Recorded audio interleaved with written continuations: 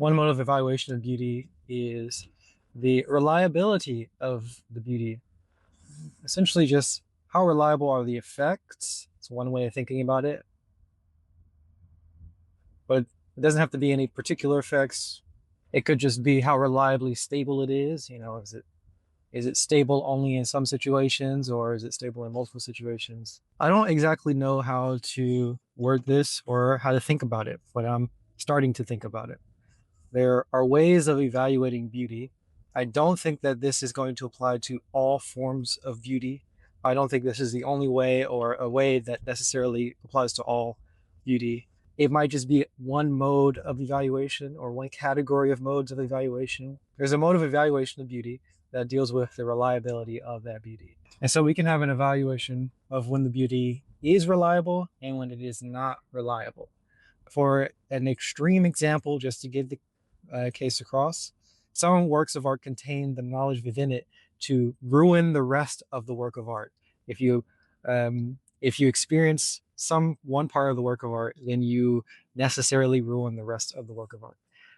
The simple way of thinking about this is like there's some works of art where if you view the ending of it, then the rest of it becomes not having been worth watching.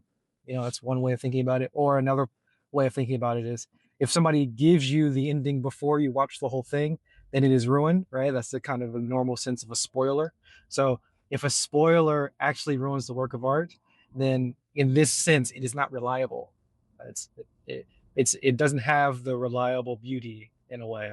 So the evaluation of the beauty by this particular standard is a poor evaluation. It's not very good. Now, a more extreme version of this, the extreme way of thinking about this, is let's say you listen to a music and necessarily the music is arranged in such a way that it has to be very loud. Like a part of it, a necessary part of the artwork is that it's really loud, and it's so loud that it damages your hearing.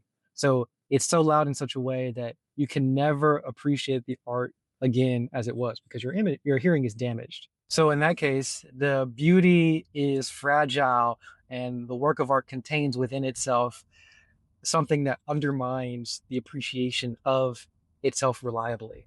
The same for, I don't know, the beauty of something that's really bright. If you have to look at it, but looking at it damages your eyes, then it's not reliably beautiful. You can't look at it multiple times and have experienced that same beauty, that particular same beauty. There might be some other parts of it that are reliable, but that beauty in particular within that work of art is not reliable. That is in contrast to works of art which are beautiful consistently, reliably, or the beauty within a work of art that is consistently beautiful never degrades on re-exposure, or in extreme cases that it becomes better upon re-exposure. So we have these different categories essentially. There's on the extreme positive end, there's beauty that becomes better and reveals itself in more ways or whatever. I don't know how to say this.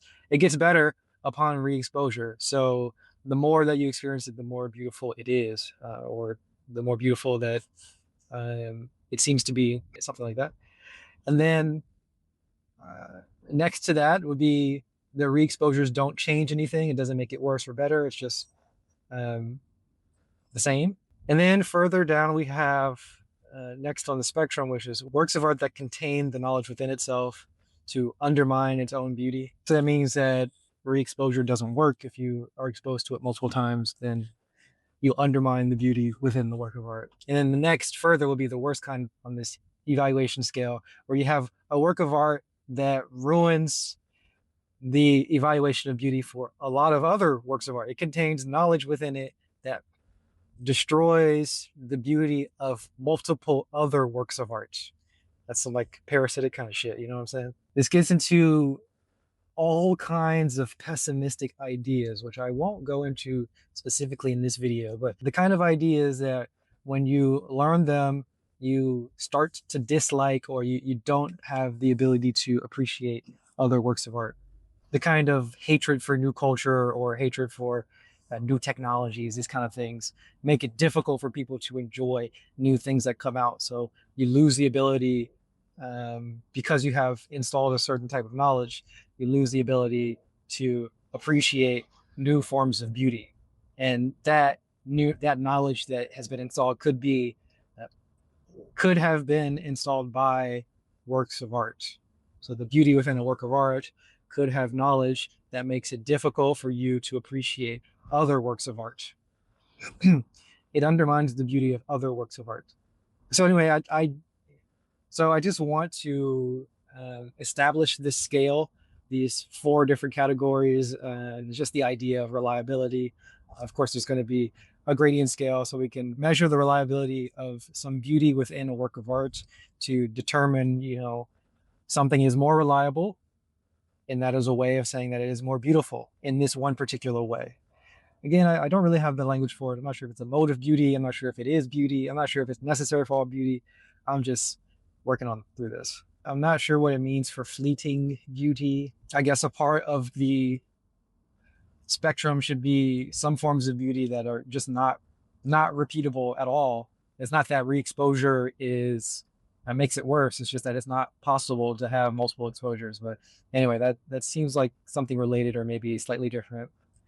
I'm not really sure. Still thinking it all through. I would love if you can think of better ways of expressing what I'm trying to express, or if you just have any counter examples or objections to what I'm saying, or at all if you think it's cool or not. I don't know. Whatever you think, man, just tell me. Thanks for joining.